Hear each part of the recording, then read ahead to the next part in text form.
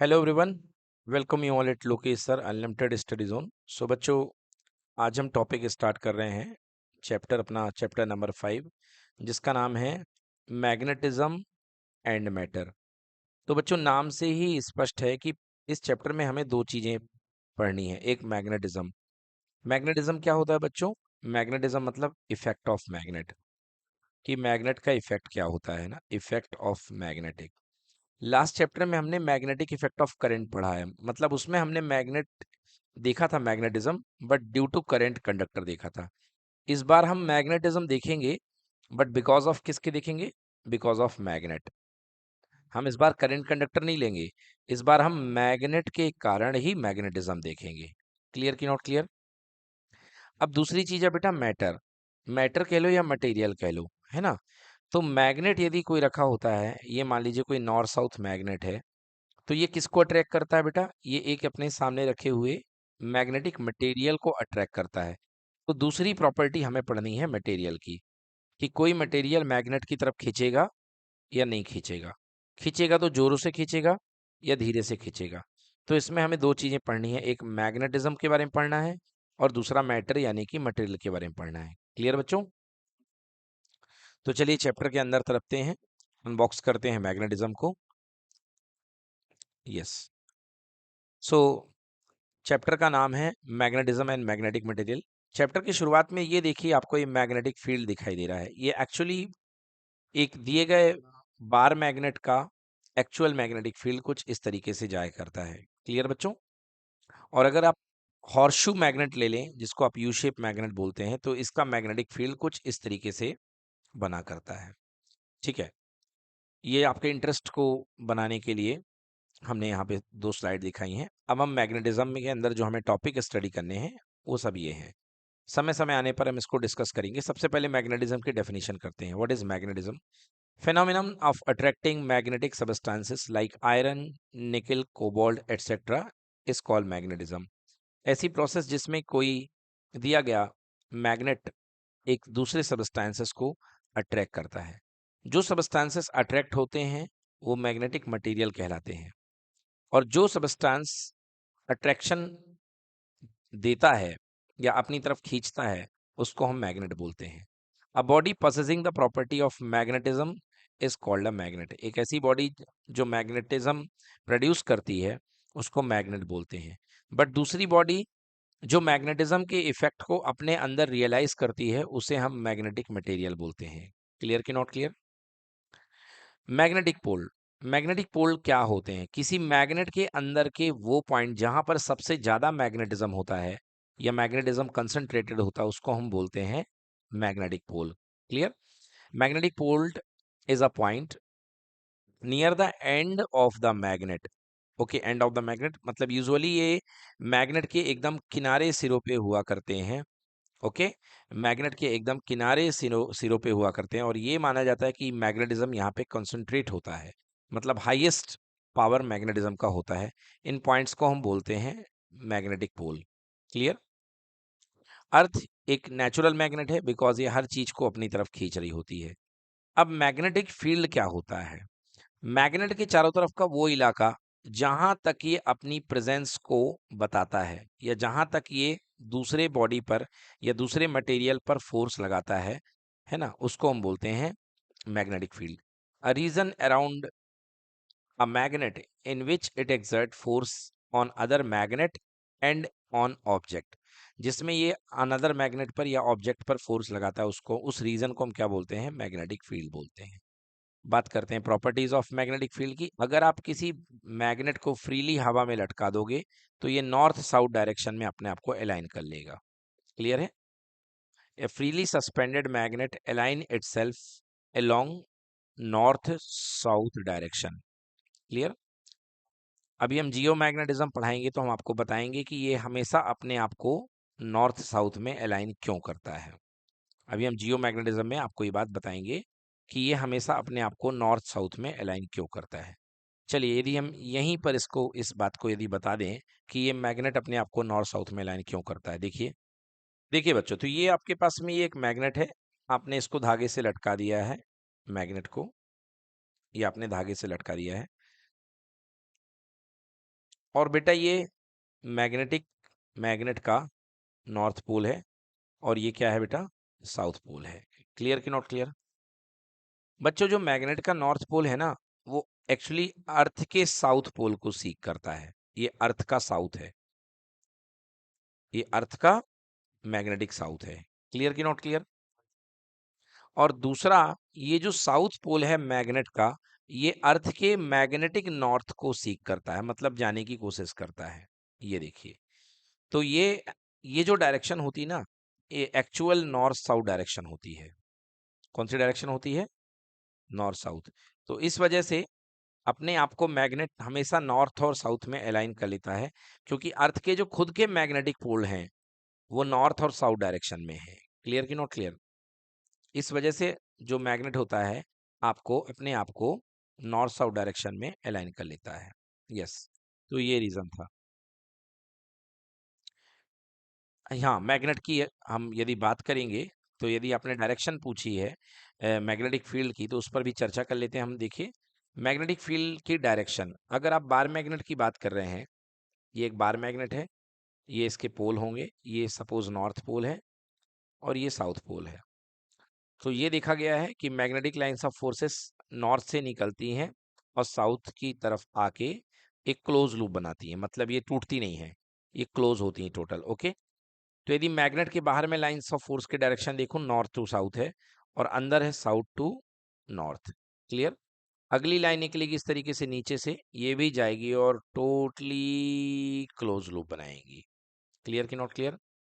तो electric lines of forces open loop बनाती थी, but magnetic lines of forces कैसा लूप बनाएंगी? Close loop. क्लियर कि नॉट क्लियर? यस। तो बाहर डायरेक्शन क्या हो गई? नॉर्थ टू साउथ, और अंडर डायरेक्शन हो गई साउथ टू नॉर्थ। क्लियर? चलिए, तो वापस आते हैं डिस्कशन के लिए स्लाइड पे अपनी। हमने यहाँ पर बात कर ली थी properties of a bar magnet. A freely suspended magnet align itself in the north south direction, unlike poles attract and like poles repel each other. ये आपको पता है, अपने मैग्नेट में बचपन में खेला होगा, टॉय कार वगैरह बनाई होगी, है ना? तो लाइक पोल्स रिपेल करते हैं और अनलाइक पोल अट्रैक्ट करते हैं। Magnetic poles always exist in pairs, that is poles can not be separated. कभी भी आप एक मैग्नेट को पीस करके उसके कई टुकड़े कर दो, ये छोटा सा बड़ा मैग्नेट है आपके पास में, अगर आप इसको तोड़ करके इसके 1000 टुकड़े भी कर दोगे और एक छोटा सा पीस उठाओगे, तो उसका इंडिविजुअल एक नॉर्थ होगा और क्या होगा, खुद में एक साउथ होगा। क्लियर? मतलब मैग्नेटिक पोल्स को कभी भी आप अलग नहीं कर सकते हो, poles can not be separated.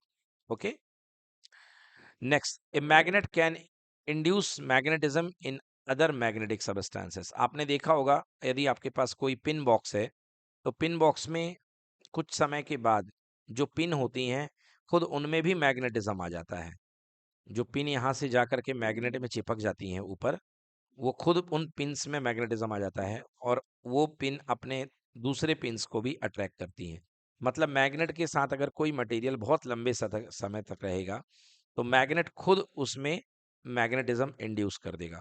तो अ magnet can induce magnetism in other magnetic substances. मतलब जो मैग्नेट होता है वो अनदर मैग्नेटिक सबस्टेंसेस में मैग्नेटिज्म इंड्यूस कर देगा। समझ में आया कि नहीं आया? इसको आप ऐसे भी कह सकते हैं कि जैसे मान लीजिए आपके पास में एक मैग्नेट है, ये आपने मैग्नेट ले लिया है, ये नॉर्थ साउथ मैग्नेट है। क्लियर? आपने यहाँ पर एक स्पून रख दिया, ये चम्मच रख दिया आपने यहाँ पे। अब ये चम्मच का ये वाला पार्ट इसमें टच है। क्लियर है बेटा? अब आप ये मानिए, क्योंकि ये इसके साथ टच है, तो इसके अंदर मैग्नेटिज्म प्रोड्यूस हो जाएगा। अब यदि आप इसके आसपास में एक दूसरा चम्मच लाएंगे, तो ये भी इसको अट्रैक्ट करने की कोशिश करेगा। क्लियर हुआ कि नहीं हुआ? क्योंकि इसके अंदर मैग्नेटिज्म प्रोड्यूस हो चुका है, भले ही ये मैग्नेट नहीं है, बट अंदर मैग्नेटिज्म प्रोड्यूस कर दिया गया है। क्लियर कि not clear? So a magnet can induce magnetism in some another other magnetic substance. Clear? Yes. जो मैग्नेट होते हैं, it attracts magnetic substances. Magnet जो होते हैं मैग्नेटिक सबस्टेंसेस या मैग्नेटिक मटेरियल को अट्रैक्ट करते हैं। ठीक है, याद रखिएगा, जो भी मैग्नेट होते हैं वो मैग्नेटिक सबस्टेंस को अट्रैक्ट करते हैं, रिपेल नहीं करते। क्लियर हो गया? मैग्नेटिक सब्सटेंस को अट्रैक्ट करते हैं। That is why repulsion is the surest test of magnetization. इसलिए रिपल्शन को मैग्नेटाइजेशन का श्योरेस्ट टेस्ट बोला गया है कि रिपल्शन जो है होगा तभी मैग्नेटाइजेशन होगा। अट्रैक्शन को टेस्ट नहीं माना गया है। क्लियर कि नॉट क्लियर? अट्रैक्शन को टेस्ट नहीं माना गया है। क्यों नहीं माना गया है? क्योंकि देखो बेटा, एक मैग्नेट है, ये दूसरे, ये जैसे मैग्नेट का नॉर्थ पोल है, तो ये मैग्नेट दूसरे मैग्नेट के साउथ पोल को भी अट्रैक्ट करेगा, करेगा कि नहीं करेगा? और साथ ही साथ ये मैग्नेट किसी मैग्नेटिक मटेरियल जैसे कि कोई लोहे की कटोरी या लोहे की कढ़ाई को भी अट्रैक्ट करेगा। क्लियर कि नॉट क्लियर? मतलब अट्रैक्शन का बिहेवियर एक मैग्नेट में भी मिल रहा है और एक मटेरियल में भी मिल रहा है, बट रिपल्सन का बिहेवियर केवल मैग्नेट और मैग्नेट ही दिखाएंगे। यस और नो? मटेरियल कभी रिपल्शन नहीं शो कर सकता। मैं जो रिपल्सन का बिहेवियर है, दो मैग्नेट ही दिखा सकते हैं। क्लियर हुआ कि नहीं हुआ?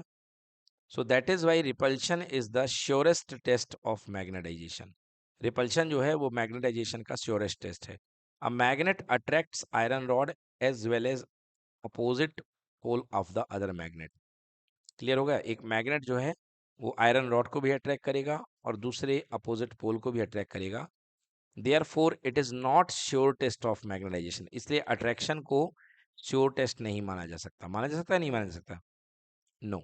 But if a rod is repelled by a strong force by a magnet, but यदि कोई रॉड है और वो मैग्नेट से स्ट्रॉन्गेस्ट फोर्स से रिपेल हो रही है, इसका मतलब डेफिनेटली वो रॉड मैग्नेटिक रॉड होगी, मतलब उसमें एक नॉर्थ पोल होगा। यस और no? Yes. So if a rod is repelled by a strong force of magnetism, then the rod will be surely magnetized. मतलब वो रॉड पक्का मैग्नेटाइज हो चुकी है। क्लियर हुआ? So the repulsion is considered as the surest test of magnetization. ठीक है? ये बच्चों देखिए, ये क्लियर पिक्चर है बार मैग्नेट की। अब हम बार मैग्नेट पढ़ने जा रहे हैं कि बार मैग्नेट कैसे बिहेव करता है। तो ये बार मैग्नेट की क्लियर पिक्चर है। चलिए बच्चों, जो हमारा पहला टॉपिक है वो है बार मैग्नेट। तो सबसे पहले हम बार मैग्नेट की प्रॉपर्टी पढ़ेंगे।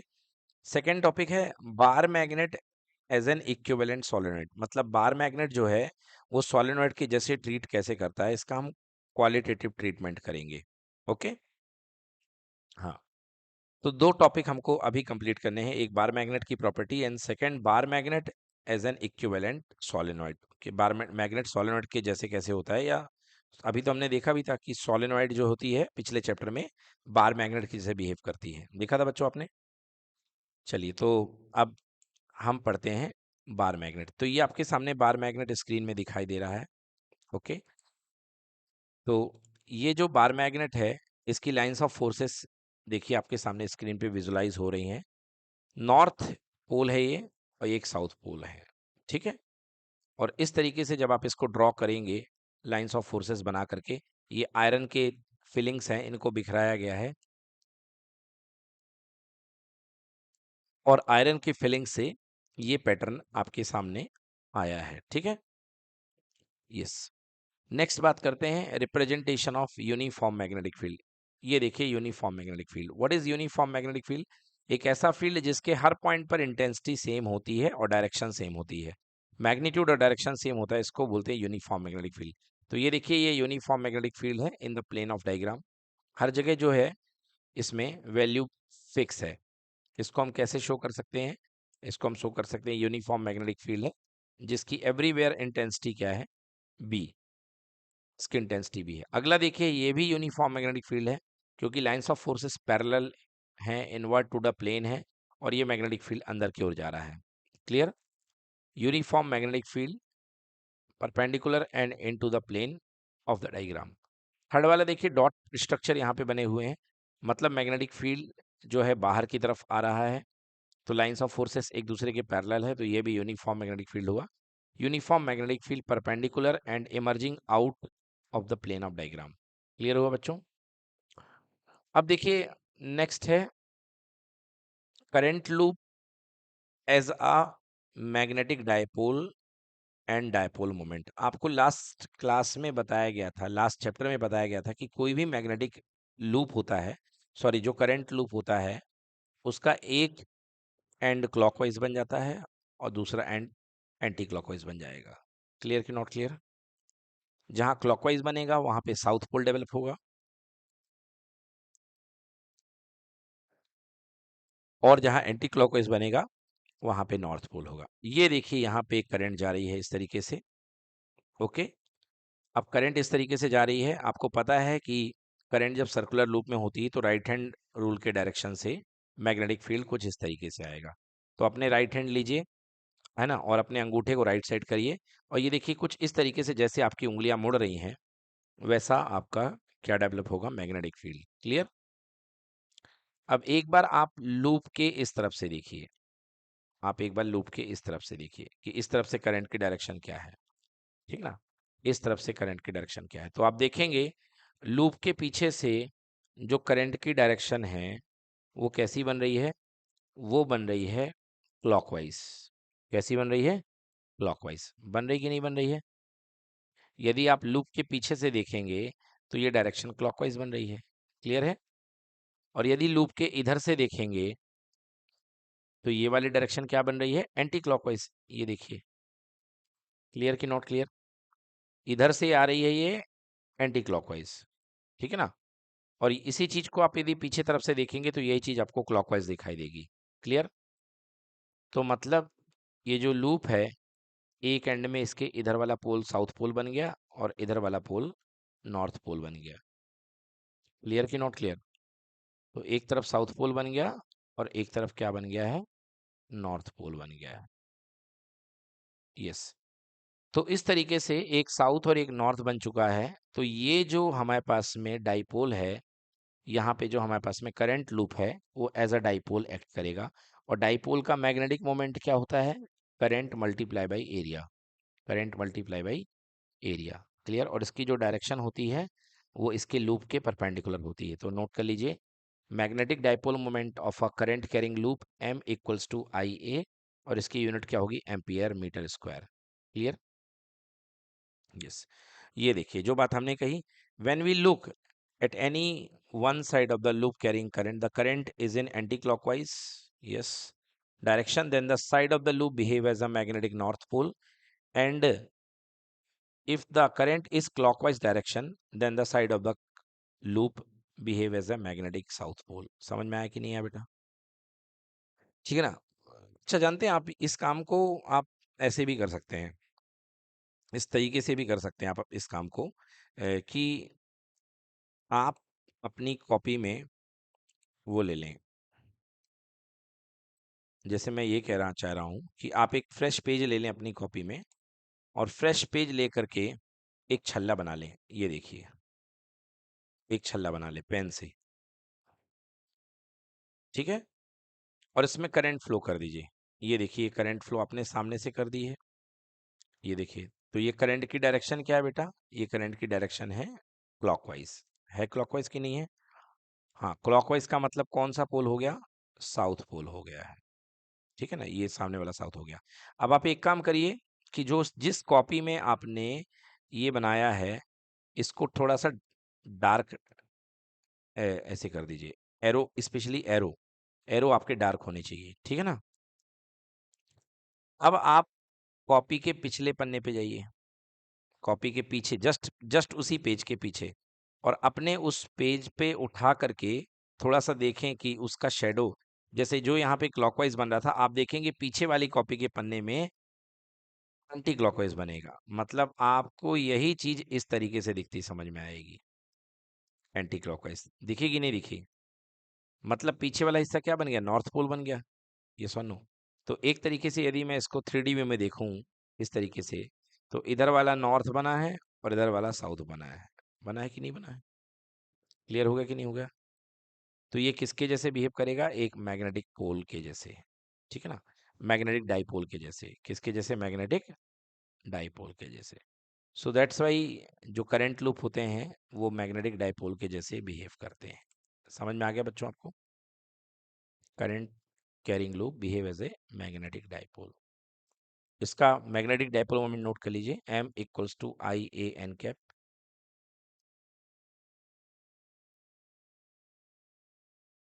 m is called, capital M is called magnetic magnetic moment, ठीक है, मैग्नेटिक मोमेंट, इसकी डायरेक्शन क्या है, परपेंडिकुलर टू द प्लेन है।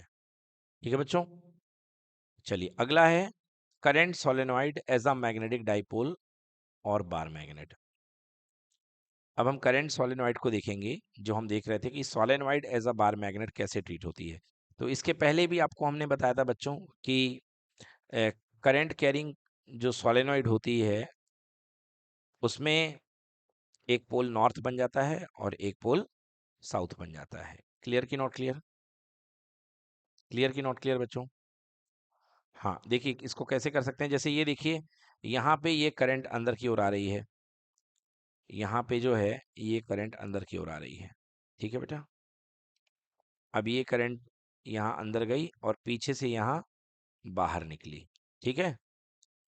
तो इस पॉइंट पर आप अपने अंगूठे को बाहर की तरफ निकालिए, करंट बाहर की तरफ आएगा तो देखिए उंगलियां कुछ इस तरीके से मुड़ेंगी कि नहीं मुड़ेंगी, इस तरीके से।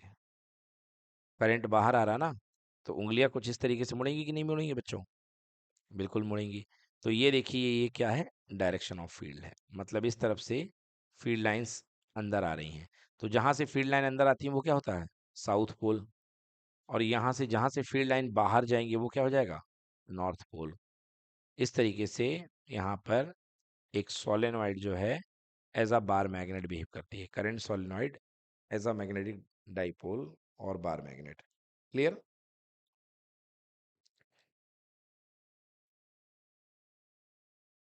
तो करंट सोलेनॉइड में दो पोल हैं, एक नॉर्थ पोल है एक साउथ पोल है, इसलिए ये एज अ मैग्नेटिक डाइपोल भी बिहेव करती है, एंड दूसरी बात as a bar magnet behave करती है। क्लियर? तो ये देखा आपने कि current solenoid behave as a bar magnet. Yes,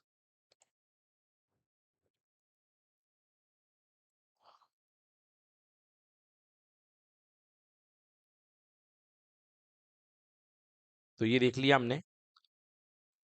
next पढ़ते हैं बार मैग्नेट का क्वालिटेटिव ट्रीटमेंट क्या होता है। बार मैग्नेट, देखिए बार मैग्नेट में दो पोल होते हैं, एक नॉर्थ पोल है और एक साउथ पोल है, तो दो पोल है। क्लियर की नॉट क्लियर? और मैग्नेटिक डाइपोल मोमेंट की डायरेक्शन होती है from south pole to north pole. लिख लीजिए, लिख लीजिए, the direction of magnetic dipole moment is from south pole to north pole.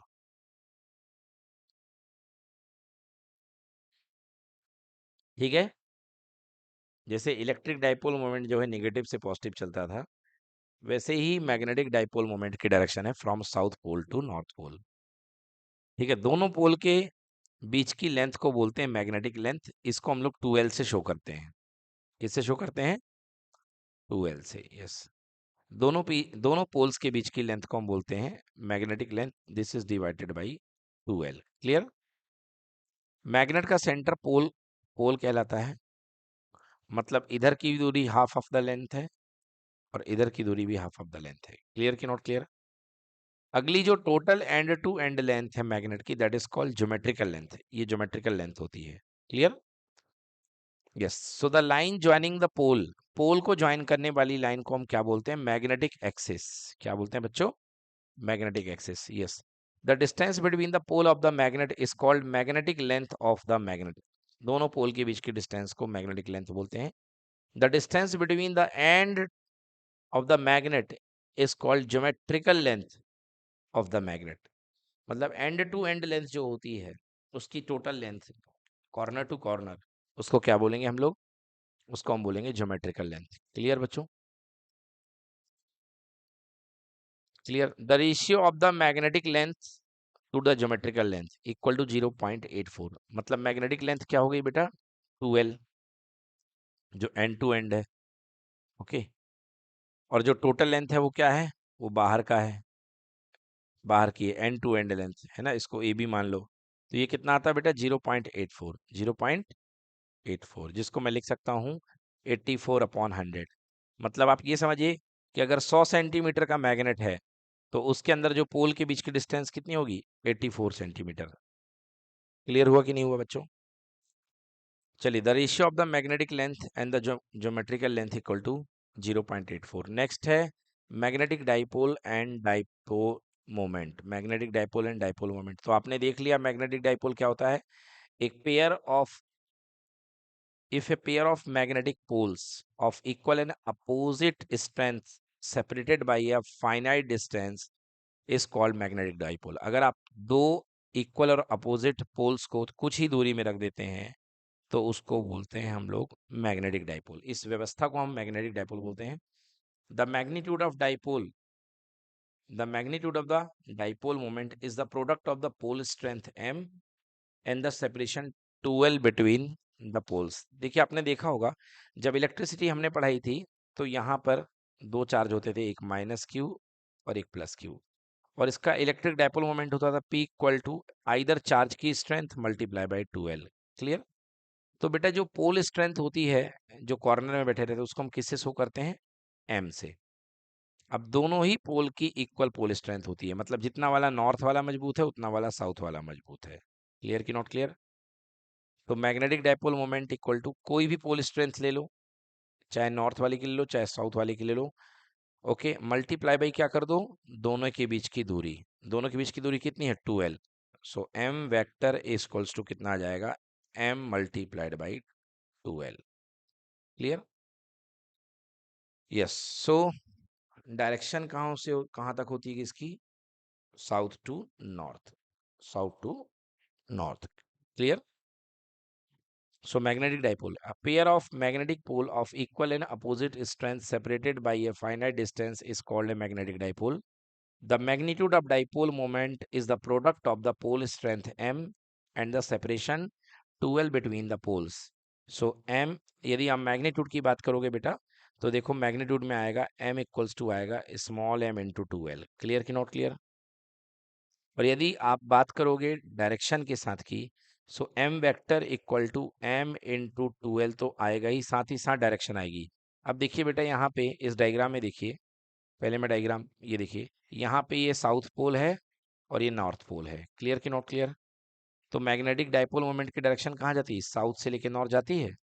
और अकॉर्डिंग टू डायग्राम ये आई कैप है डायरेक्शन की नहीं है, एक्स एक्सेस के अलोंग। क्लियर। तो क्या बन गया वेक्टर फॉर्म में, capital M equals to small m into 2L और ब्रैकेट में आई कैप ब्रैकेट के बाहर। क्लियर कि not clear. Yes. Okay.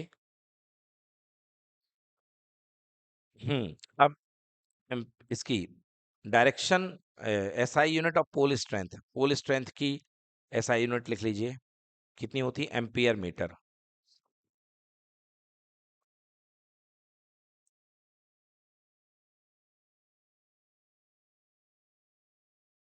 Yes. SI unit of pole strength equal to ampere metre. बेटा ये किसकी यूनिट है, स्मॉल m की, unit of small m, that is pole strength. Small m को बोलते हैं पोल स्ट्रेंथ और इसकी यूनिट होती है एम्पियर मीटर। क्लियर कि नॉट क्लियर। और आपके पास में, हाँ, जो direction of the dipole moment is from south pole to north pole along the axis of the magnet. Clear हुआ कि नहीं हुआ। जो डायरेक्शन होती है is from south pole to north pole and it is along the axis of the magnet. अब बेटा इसका हम यूनिट बताते हैं। देखिए जो आपके पास में कैपिटल M है बेटा, कैपिटल M, अभी आपने देखा कैपिटल M यानी कि मैग्नेटिक डायपोल मोमेंट, ये मैग्नेटिक साउथ है और ये मैग्नेटिक नॉर्थ है। ठीक है। तो आपने देखा कि इसमें जो डायरेक्शन होती है मैग्नेटिक डायपोल मोमेंट की वो साउथ टू नॉर्थ होती है और ये एक्स एक्सिस को सपोर्ट कर रहा है फिलहाल। सो इस capital M vector is equals to M pole strength multiply by दोनों के बीच की distance that is equals to 2L m into 2L। अब रही बात डायरेक्शन लगाने की, तो डायरेक्शन क्या हो जाएगी, I cap. Clear. So m vector is equals to 2ML भी लिख सकते हैं इंटू क्या हो गया, आई कैप। क्लियर। यस।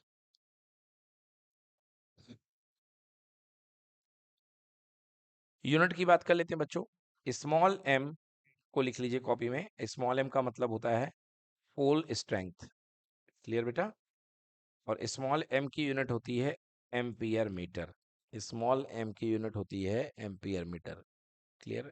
और इसके बाद कैपिटल M का मतलब होता है क्या, कैपिटल M का मतलब होता है डाइपोल मोमेंट।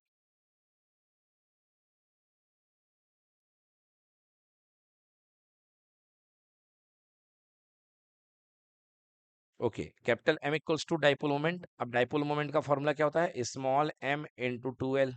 यस और नो? अब यदि इसकी यूनिट एम्पियर मीटर है तो इसकी भी तो एक मीटर आएगी, तो एम्पियर मीटर इंटू मीटर मतलब कितना हो गया? Ampere metre square. Ampere metre square. Clear हो गया?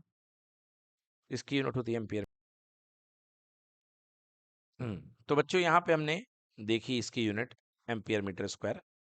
तो सबसे पहले हमने मैग्नेटिक डाइपोल मोमेंट की डायरेक्शन देख ली, ये कि साउथ साउथ पोल से नॉर्थ पोल होता है। So the direction of dipole moment is from south pole to north pole और along the axis of the magnet. Clear?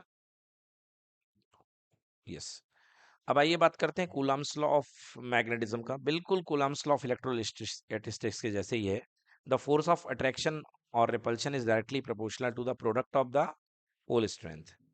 तो अगर एक पोल स्ट्रेंथ, हाँ, चाप वहाँ Q1 Q2 था, यहाँ पे स्मॉल m1 m2 है, ठीक है, and it is inversely proportional to the square of the distance between them. तो F is proportional to m1 m2 and it is inversely proportional to r square. तो यहाँ पे थोड़ा सा चेंज करेंगे हम, यहाँ पे आएगा it is inversely proportional to r square. Clear? दोनों को मर्ज कर दीजिए। So F is equals to k m1 m2 upon r square, और k की value mu 0 upon 4 pi, where mu not upon 4 pi is a constant, और okay, और mu naught की जो यूनिट होती है that is equals to tesla metre per ampere. Clear? अगर vector form की बात की जाए तो देखिए ये जो फोर्स होता है, अगर सेम पोल होंगे तो रिपल्शन होगा, और कहाँ लगेगा? आर के अलोंग लगेगा। क्लियर कि नॉट क्लियर? सेम पोल, देखिए यहाँ पे F vector equal to mu mu upon 4 pi m1 m2 upon R square. Clear कि नॉट क्लियर? अब फोर्स एक वेक्टर क्वांटिटी है तो इसको डायरेक्शन चाहिए, तो ये क्या करेगा बेटा? ये इसको रिपेल करेगा, सेम पोल है तो। ओके, तो आर के अलोंग की डायरेक्शन बनेगी तो उसको क्या बोलेंगे हम? R cap. क्लियर? तो mu not upon 4 pi m1 m2 upon R square dot R cap. Dot R cap है डायरेक्शन दिखाने के लिए। क्लियर? अब आप जानते हैं कि किसी का आर कैप क्या होगा? R cap equals to given vector upon उसका मैग्नीट्यूड। तो यहाँ पे पुट कर दीजिए आर कैप की जगह आर अपॉन आर, तो आर स्क्वायर के साथ एक आर मैनेज हो जाएगा, कितना हो जाएगा? Are cube. क्लियर हुआ कि नहीं हुआ? समझ में आ गया बच्चों? सो ये है कूलम्स लॉ ऑफ मैग्नेटिज्म। तो बच्चों अब तक अभी आपने क्या देखा कि magnetic field intensity, sorry, magnetic force जो होता है दो पोल्स के कारण, है ना, जैसे यूजुअली दो पोल इक्वल स्ट्रेंथ के हुआ करते हैं मैग्नेटिक डाइपोल में, कभी अलग अलग स्ट्रेंथ के डाइपोल पॉसिबल नहीं है। क्लियर हो गया बच्चों? मतलब यदि आप कहें कि आपके पास में एक कोई मैग्नेट दिया गया है, तो बेटा ये नॉर्थ है और ये साउथ है, ठीक है, तो जैसे वहां पर प्लस क्यू होता था और माइनस क्यू हुआ करता था, ऐसे ही यहाँ पे मैग्नेटिक नॉर्थ होगा और मैग्नेटिक साउथ होगा। और मैग्नेटिक नॉर्थ की भी पोल स्ट्रेंथ अगर स्मॉल एम होगी तो मैग्नेटिक साउथ की भी पोल स्ट्रेंथ स्मॉल एम होगी। मतलब दोनों की पोल स्ट्रेंथ सेम होगी, बस नेचर अलग अलग होगा। क्लियर हुआ कि नहीं हुआ? जैसे वहां पे चार्ज सेम होते थे बट एक का नेचर पॉजिटिव और एक का नेचर नेगेटिव, तो ऐसे यहाँ पे भी बेटा आपके पास में पोल जो होंगे सेम होंगे। क्लियर? चलिए, भले इसको हम m1 m2 लेकर के पढ़ते हैं। अभी हमने देखिए आपको हमने कूलम्स का लॉ बताया, जो अभी आपने देखा कूलम्स का लॉ, एक सेकेंड, ये देखा आपने कूलम्स का लॉ, जस्ट ये। ओके, तो हमने इसको अलग अलग पोल स्ट्रेंथ लेकर के पढ़ा, और आप देखेंगे यहाँ हमने दो अलग अलग मैग्नेट लिए, सेम मैग्नेट नहीं लिए हैं। तो दो अलग अलग मैग्नेट की पोल स्ट्रेंथ अलग अलग हो सकती हैं। क्लियर ना? बट एक सेम मैग्नेट में पोल स्ट्रेंथ अलग अलग नहीं हो सकती है। तो कूलम्स लॉ में आपने क्या देखा कि अगर आपके पास दो पोल हैं, एक पोल की स्ट्रेंथ है m1 और दूसरे पोल की स्ट्रेंथ है m2, they having a distance small r। Clear? तो इस पे लगने वाला जो फोर्स था m1 के कारण m2 पर या m2 के कारण m1 पर, अब अगर दोनों नॉर्थ नॉर्थ होंगे तो रिपेल भी कर सकता है, ठीक है, और अगर दोनों अपोजिट होंगे तो अट्रैक्ट भी कर सकता है। दोनों पॉसिबिलिटी है। क्लियर कि not clear? But ultimately force कितना निकला? तो फोर्स इक्वल्स टू आया हमारे पास में mu not upon 4 pi. Clear? Mu not upon 4 pi m1 m2 upon R square, यही आया ना बच्चों? m1 m2 upon R square. Yes, तो ये हमारे पास में आ चुका है दो मैग्नेटिक पोल्स के बीच में लगने वाला फोर्स। क्लियर? चलिए अब आप इस चीज को समझिए। हमने आपको ये मैग्नेटिक फील्ड में भी बताया था।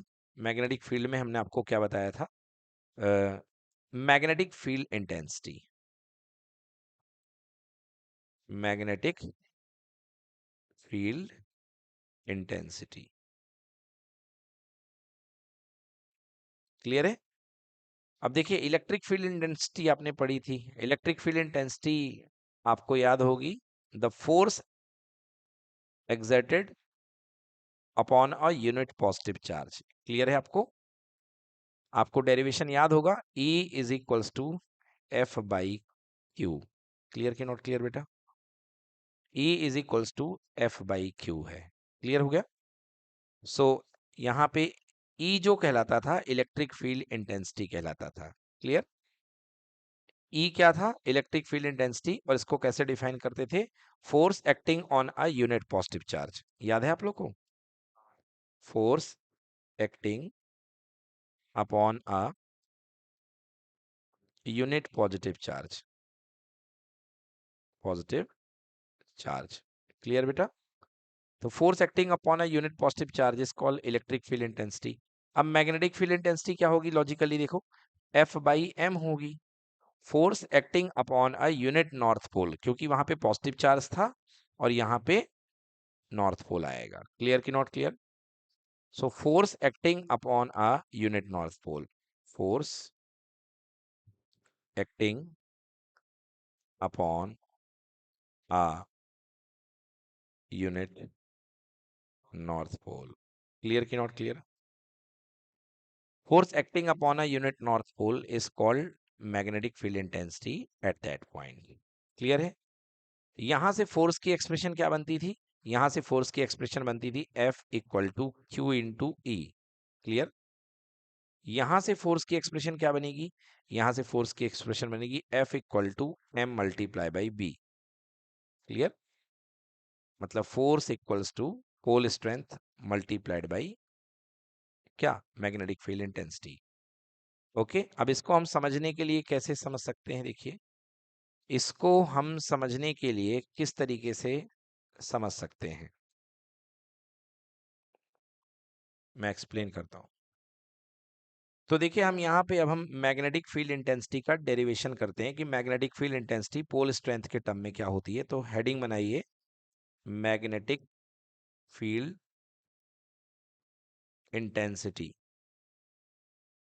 मैग्नेटिक फील्ड इंटेंसिटी, तो मैग्नेटिक फील्ड इंटेंसिटी कह दीजिए या मैग्नेटिक फील्ड स्ट्रेंथ कह दीजिए एट अ पॉइंट। इसी को magnetic field strength at a point बोलते हैं, है ना? Due to a magnetic dipole. हाँ, due to a magnetic dipole और बार मैग्नेट। इसको कैसे समझेंगे आप? इस तरीके से समझिए आप, इसका डेरिवेशन हम करते हैं। मान लीजिए आपके पास में कोई एक पोल, मैग्नेटिक पोल एम दिया गया है। क्लियर? और उस मैग्नेटिक पोल एम से आर डिस्टेंस पर एक दूसरा हाइपोथेटिकल पोल है एम नॉट। हाइपोथेटिकल पोल कितना है? एम नॉट है। एम नॉट का नाम है, एम नॉट का मतलब है हाइपोथेटिकल पोल। देखिए डायग्राम में आपको दिख रहा होगा, एक एम आपके पास में पोल है जो कि सोर्स पोल है, और एक दूसरा हाइपोथेटिकल पोल आपको दिख रहा है, that is called M naught. Clear है?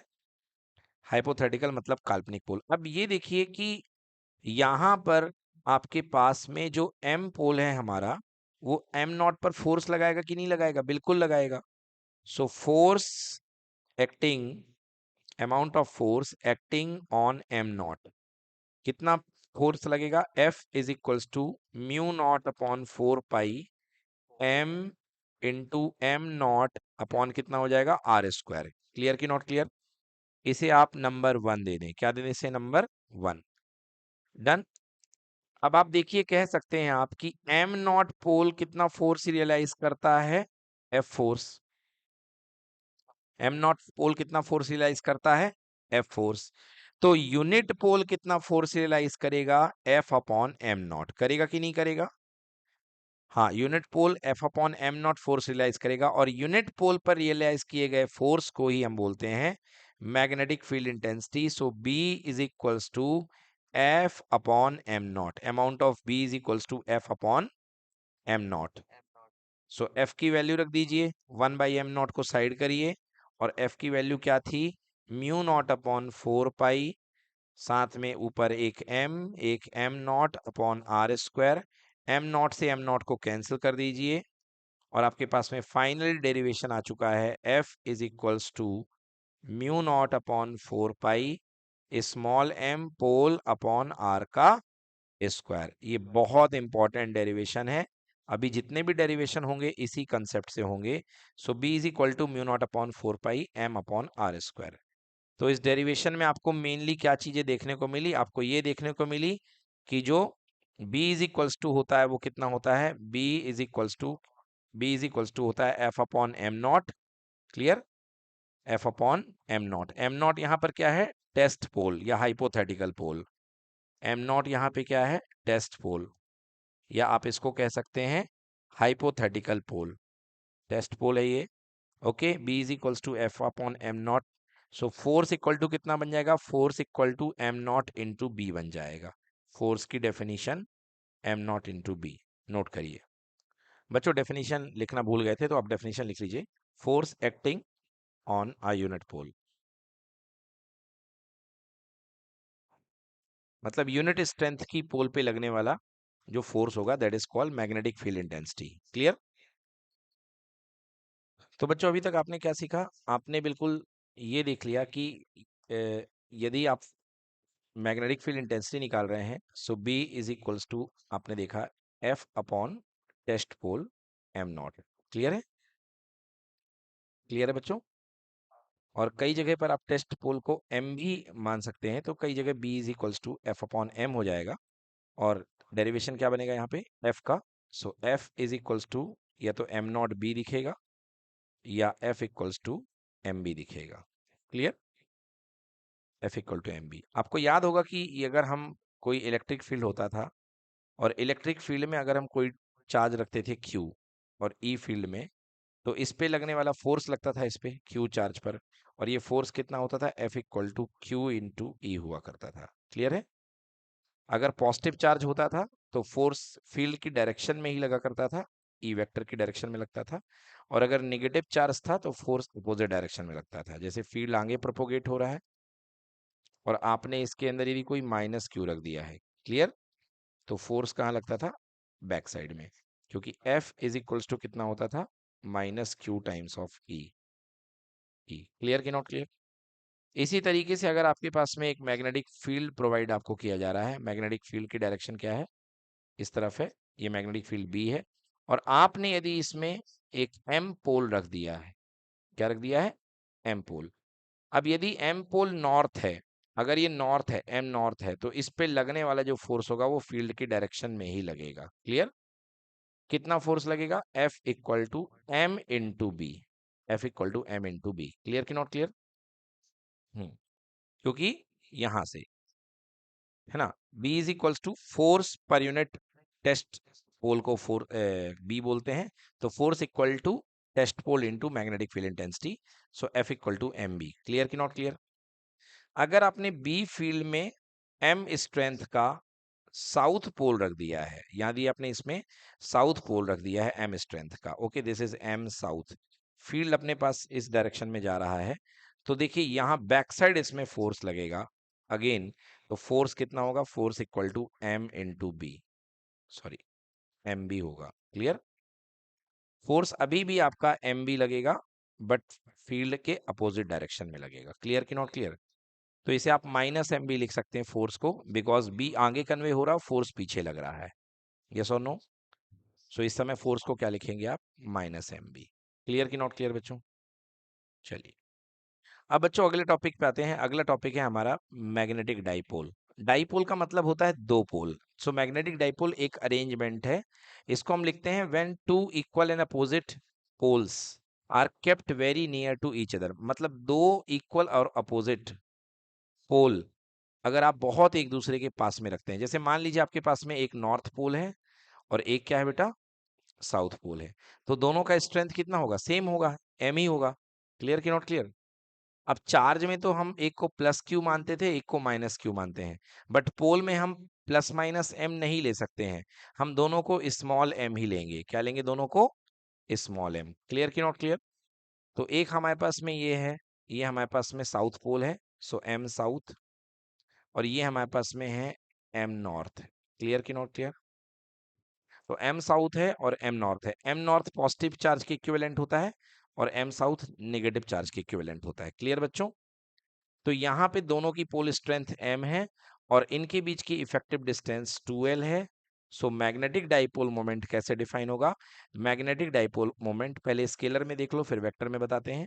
सो magnetic dipole moment capital M का स्ट्रेंथ बनेगी, जो मैग्नीट्यूड बनेगा, दैट इज इक्वल्स टू, कोई भी पोल स्ट्रेंथ ले लो, चाहे पहले की या दूसरे की, that is small m multiplied by दोनों के बीच की डिस्टेंस 2l। क्लियर कि नॉट क्लियर? क्लियर हुआ बच्चों?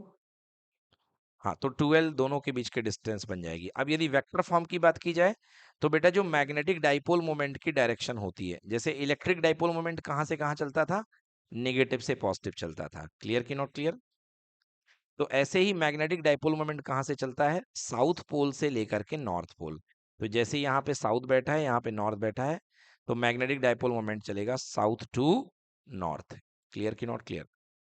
तो यहाँ पे यदि मैं वेक्टर की बात करूं, so m vector is equals to, फिलहाल यहाँ पे मेरा मैग्नेट जो है वो x एक्सेस की डायरेक्शन में अलाइंड है, तो मैं लिखूंगा m vector is equals to m into 2l, और डायरेक्शन क्या दूंगा? I cap. क्या दे दूंगा? Direction I cap. क्लियर कि not clear? So magnetic moment की डायरेक्शन, मैग्नेटिक डाइपोल मोमेंट की डायरेक्शन होती है from south pole to north pole. आपको स्क्रीन में दिख रहा होगा, इसकी डायरेक्शन होती है from south pole to north pole. अब magnetic dipole consist of two unlike poles of equal strength. हाँ, मतलब इक्वल है ना, अपोजिट पोल्स भी बोल सकते हो। So this magnetic dipole consists what? It consists of two unlike poles of equal strength separated by a small distance. Example: a bar magnet, a current loop, a solenoid. These all are magnetic dipole. और हर सबका magnetic dipole moment होता है। Clear कि not clear? देखिए, एक अगर आपके पास एक मैग्नेटिक लूप है, करंट लूप है, तो वो भी एक मैग्नेटिक डाइपोल के जैसे बिहेव करता है, बिकॉज जब करंट जाती है तो एक पोल इसका नॉर्थ बन जाता है और एक पोल इसका क्या बन जाता है? साउथ। क्लियर कि नॉट क्लियर? तो ये भी एक, ये जो लूप है ये मैग्नेटिक डाइपोल के जैसे बिहेव करता है, और इसकी डायरेक्शन होती है मैग्नेटिक मोमेंट की फ्रॉम साउथ टू नॉर्थ, जो कि इसके परपेंडिकुलर जाती है। क्लियर कि नॉट क्लियर? बट याद रखिएगा, बार मैग्नेट के लिए जो आपका मैग्नेटिक डाइपोल मोमेंट आता है वो आता है m इंटू 2l, बट इसके लिए जो मैग्नेटिक डाइपोल मोमेंट आएगा वो आएगा capital M equals to I ए। याद रखिएगा, लूप के लिए क्या होता है बेटा? आई ए। और अगर n टर्न्स होते हैं तो capital M equals to N I A. ये हमने आपको पिछले चैप्टर में पढ़ाया था, राइट? हाँ, तो ये मैग्नेटिक डाइपोल मोमेंट किसी में भी क्रिएट हो सकता है। आइए बात करते हैं मैग्नेटिक डाइपोल मोमेंट। ये हमने मैग्नेटिक डाइपोल देख लिया। मैग्नेटिक डाइपोल एक अरेंजमेंट है। मैग्नेटिक डाइपोल मोमेंट एक क्वांटिटी है जो कि स्ट्रेंथ को बताती है। So the product of the strength of the either magnetic pole and magnetic length of the magnet is called magnetic dipole moment. So simple. Here is a two poles, south and north, kept at a distance 2l. So magnetic dipole moment M is equals to small m multiplied by 2l. Small m is the pole strength of either pole and 2l is the magnetic length. Clear ki not clear? If you want to put vector, then m vector is equals to small m multiplied by 2l. Clear बच्चों? So this is magnetic dipole moment. अब magnetic dipole moment की unit की बात की जाए, पहले भी बात कर ली। मैग्नेटिक इस पोल स्ट्रेंथ की यूनिट होती है ampere metre, and 2l is also metre. So all total कितना हो जाएगा? Ampere metre square. Ampere metre square, और इसकी यूनिट एम्पियर मीटर स्क्वायर हो जाएगी, और इसकी डायरेक्शन कहाँ से कहाँ जाएगी? South to north. गुड। अब चलिए दो केसेस आते हैं जो कि बहुत इंपॉर्टेंट है हमारे डेरिवेशन के लिए, जो हमसे पूछा गया है। देखिए, magnetic field intensity due to a magnetic dipole bar magnet along its axis and perpendicular to axis, मतलब वही इक्वेटोरियल कंडीशन एंड क्या बोलते हैं उसको, है ना, एक्सियल कंडीशन। यस, तो सबसे पहले हम पढ़ते हैं एक्सियल कंडीशन पे। डाइपोल की स्ट्रेंथ। तो ये मैं इन शॉर्ट डेवलप कर देता हूँ, आप इससे देख लीजिएगा बाद में इसका वैल्यू क्या होती है। मैं इसको इन शॉर्ट डेवलप करता हूँ, चलिए। तो ये मेरे पास में एक, सपोज मेरे पास में एक यहाँ पे डाइपोल मैं ले लेता हूँ साउथ नॉर्थ। तो सबसे पहले मैं एक्सियल कंडीशन के लिए डेवलप करता हूँ, okay, axial position. So we have a magnet here, magnetic dipole कह लीजिए, we have a magnetic dipole. So this is magnetic south, this is south pole and this is north pole, okay. This is the axis of the magnet, okay. वो is the center point called neutral point, और यहाँ से इसकी distance total कितनी है magnet की, 2l, clear. Means आधी l हो जाएगी, आधी l हो जाएगी। यहाँ से हमने क्या डिस्टेंस ली है, r ली है, d डिस्टेंस ले लिए, चलो हम भी d ले लेते हैं। तो we have to find the distance d। बेटा सेंटर से d डिस्टेंस पर हमने एक पॉइंट P एज्यूम किया है, जिस पर हमने क्या रखा है, यूनिट नॉर्थ। क्यों, क्योंकि इंटेंसिटी निकालनी है, और हमने बताया था what is intensity, force acting upon a unit north pole. याद है कि नहीं है, what is B, B is the force acting upon unit north pole, acting upon unit north pole, ठीक है। अब चलिए हम जानते हैं कि हमारे पास जो बी का फॉर्मूला होता है वो कितना होता है, B is equals to mu not upon 4 pi into small m, जो आपके पास में पोल है, अपॉन डिस्टेंस का स्क्वायर। तो यहां से d डिस्टेंस है, क्लियर बेटा, और हमने यहाँ पे इंटेंसिटी निकालनी। तो देखिए सबसे पहले साउथ पोल है, तो साउथ पोल के कारण यहाँ पर जो डिस्टेंस बनेगी वो कितनी बनेगी, d प्लस एल बनेगी कि नहीं बनेगी, l प्लस डी या d प्लस एल बनेगी, बनेगी कि नहीं बनेगी। सो d प्लस एल डिस्टेंस पर साउथ पोल क्या करेगा बेटा, इसको अट्रैक्ट करेगा अंदर की ओर, करेगा कि नहीं करेगा, और इंटेंसिटी क्या प्रोड्यूस करेगा, b1, करेगा कि नहीं करेगा बेटा, b1। So I can write b1 is equals to, so b1 is equals to mu not upon 4 pi, okay, into कितना पोल स्ट्रेंथ है बेटा, दोनों की सेम है, मैं स्मॉल m मान लेता हूँ, राइट। यहाँ पे मेरे को लिख करके देना पड़ेगा, कंसीडर दे है the pole strength m south equals to m north is equals to small m, ठीक है बेटा। So small m pole strength है, एंड डिस्टेंस, तो बेटा डिस्टेंस क्या हो जाएगी, l प्लस डी का होल स्क्वायर या d प्लस एल का स्क्वायर, क्लियर कि not clear. d plus L लिखिए, d प्लस एल में फायदा मिलेगा, सो d प्लस एल का होल स्क्वायर, यहां से d प्लस एल का होल स्क्वायर, डन बेटा।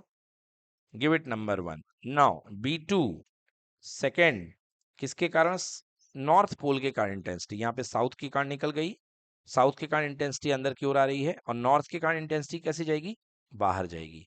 और क्योंकि नॉर्थ क्लोज में है इसलिए इंटेंसिटी ज्यादा बड़ी होगी, क्योंकि कम डिस्टेंस है तो इंटेंसिटी ज्यादा होगी, यस और no. So mu not upon 4 pi into small m upon d minus L, दिखा कि नहीं बता बच्चों, क्योंकि टोटल डिस्टेंस d है यहां से यहां तक, और इसमें से ये l रिमूव हो गया इतना, है ना, तो कितना बचा, d माइनस एल, बचा कि नहीं बचा बच्चों, d माइनस एल बच गया इस पॉइंट तक की डिस्टेंस, तो d माइनस एल का whole square, this is equation number 2।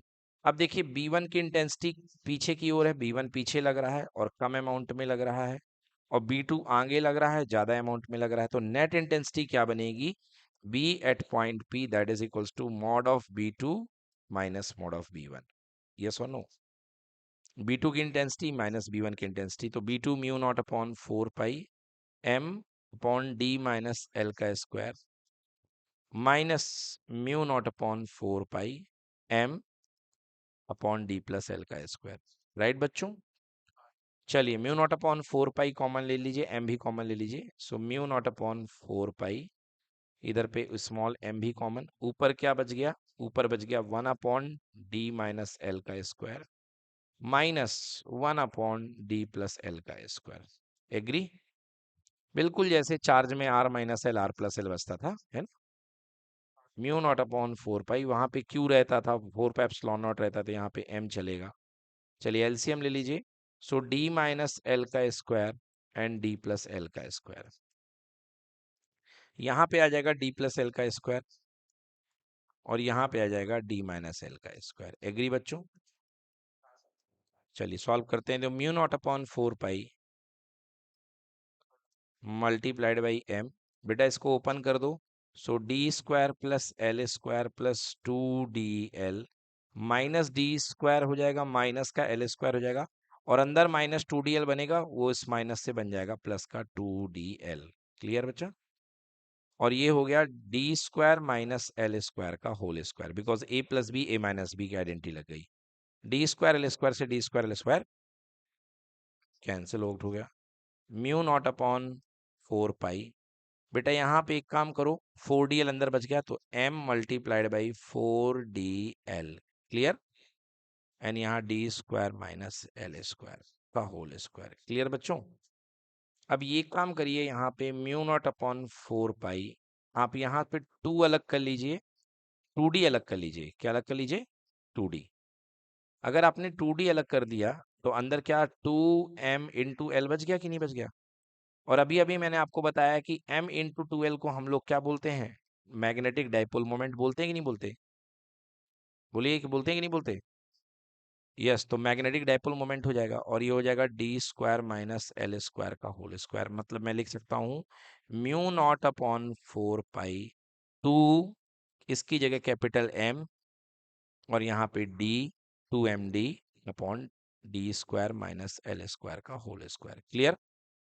So finally हमारी ये इंटेंसिटी आ चुकी है बच्चों, magnetic field intensity B is equals to mu not upon 4 pi two capital M D upon D square minus L square का whole square. Clear?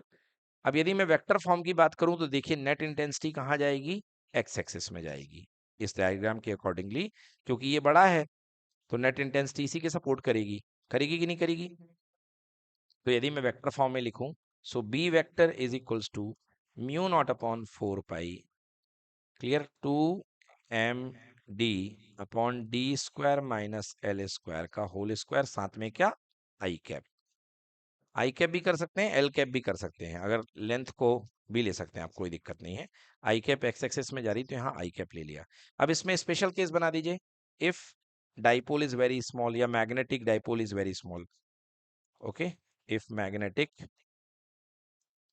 Dipole is very small, अगर dipole very small है, इसका मतलब जो होगा D is very very greater than L। बोलिए yes और no?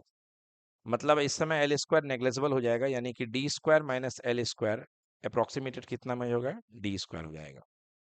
तो यहाँ पे वैल्यू पुट कर दीजिए इस समय। सो बी इक्वल्स टू, अगर वेक्टर फॉर्म में लिखना चाहे तो वेक्टर में लिख दीजिए, B is equals to mu not upon 4 pi, ऊपर है 2 कैपिटल M स्मॉल d, और नीचे D square minus L square बन गया डी का स्क्वायर, और उसका एक और स्क्वायर लगा है तो ये हो गया डी की पावर 4, और यहाँ पे आई कैप।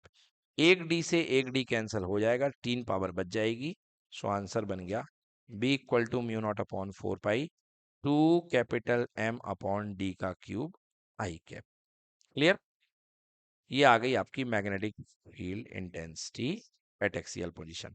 आपको याद दिला दी होगी इसने इलेक्ट्रिक फील्ड इंटेंसिटी की, कुछ ऐसी थी वहां पे 1/4 पाई एप्सिलॉन नॉट, यहाँ पे 2 आता था, यहाँ पे M की जगह P आता था, क्योंकि वहां पे इलेक्ट्रिक डाइपोल मोमेंट, और अपॉन डी का क्यूब और आई कैप। ठीक है, तो बच्चों ये आपके पास में हो गई मैग्नेटिक फील्ड इंटेंसिटी। ये देखिए, तो इसका डेरिवेशन पूरा का पूरा हमने अपनी स्लाइड में दे रखा है, स्पेशल केस के लिए mu naught upon 4 pi 2m upon D cube along NP।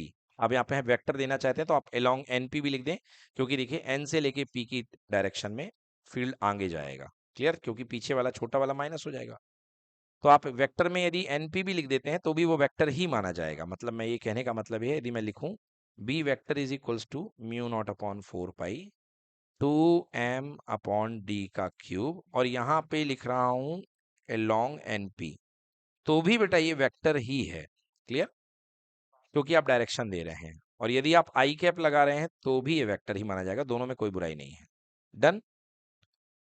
Second case बिल्कुल सेम टू सेम है, इक्वेटोरियल वाला, बस यहाँ पे small m upon D square plus L square, because ये डिस्टेंस L रहेगी और D पॉइंट ऊपर हो जाएगा, तो यहाँ से ये हो जाएगा D square plus L square. Clear कि नॉट क्लियर? फिर दो कंपोनेंट टूट जाएंगे, साइन वाले कैंसिल हो जाएंगे, कॉस वाले ऐड हो जाएंगे, और फाइनली ये आ जाएगा। क्लियर कि नॉट क्लियर? अब इसके बाद when a point make theta, है ना, when a point make theta, तो देखिए यदि थीटा पॉइंट पर किसी डिस्टेंस आर पर अगर कोई पॉइंट, किसी पॉइंट पर हमको डाइपोल के कारण इंटेंसिटी निकालनी है, बड़े अच्छे से समझिएगा बेटा, इस डाइपोल के कारण हमको क्या निकालनी है? इंटेंसिटी निकालनी है। क्लियर कि नॉट क्लियर? तो बच्चों यहाँ पे जो है हमारे पास साउथ से नॉर्थ की तरफ जो जाएगा वो क्या होगा? मैग्नेटिक डाइपोल मोमेंट m होगा कि नहीं होगा?